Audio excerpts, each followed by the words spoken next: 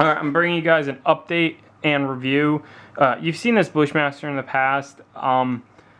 It's kind of becoming a Franken gun, Yankee Hill upper receiver, Bushmaster lower, Magpul furniture, all this. But the latest edition is a Samson Manufacturing Evolution Rail. This is the 11-inch rail. As you can see, on a 16-inch barrel with a carbine length gas tube. The gas block is right here, and the barrel extends about, you see how far it extends out. So I like the look of this. As far as the rail goes, it's solidly made, very high quality. There's no rough edges. They did a great machining job. It is T-marked at the top. Installation, I will say, is the only con of this rail. The way it goes on, if you have a low profile gas block, you can actually get away with not even taking it off. It will fit over it. There's a lot of room inside of this thing. The way you would do it is you would have to, if you have a delta ring on, you would just cut your delta ring and snap the delta ring off. And then there's these two, on both sides, there's these two thermal bushings that hook over your stock mil-spec barrel nut. They hook onto the indexing pins for the gas tube. And they hook on, and this slides over. It can be a tight fit depending on how thick your barrel nut is. According to Samson, you just mallet it on if that's the case. Mine was tight, but I managed to use hand strength to get it over. Then you tighten down these two nuts right here, and then there's a set screw right here after you do that for an extra layer of I don't know, safety to keep the rail. I don't think the rail is coming off with this much force.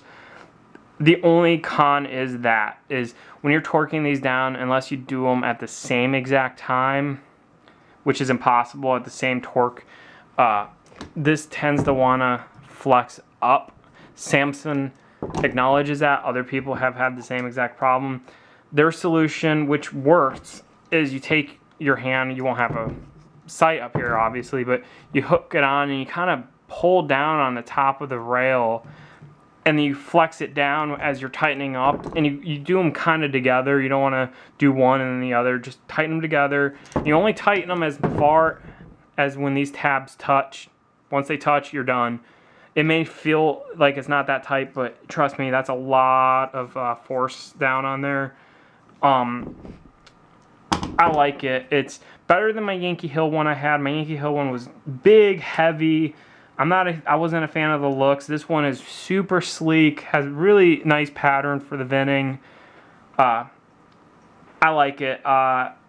So if you're looking for a rail, this is a good option. If you just want a nice smooth forend, if you're going to be doing like iron sights on here, like either flip ups or the angled ones that sit on the side, I can't think what they're called.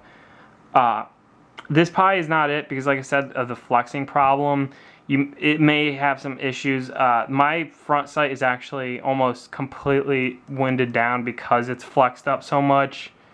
It's minuscule, but it makes a huge difference, and that's the biggest problem I have with them. But I mean, I like it. I like the look. I'm not gonna complain too much about it. It was a good deal on it. So they also offer it now in key mod. If you want the key mod option, they're about $20 more on each size.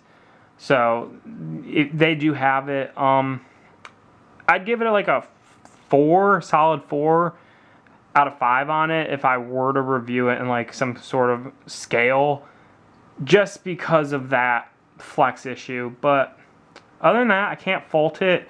I'm going to be doing some other upgrades that you'll probably see on here on this AR, since like I said, it's kind of my Franken gun. I don't really care. I'm just kind of experimenting with what I like, what I don't.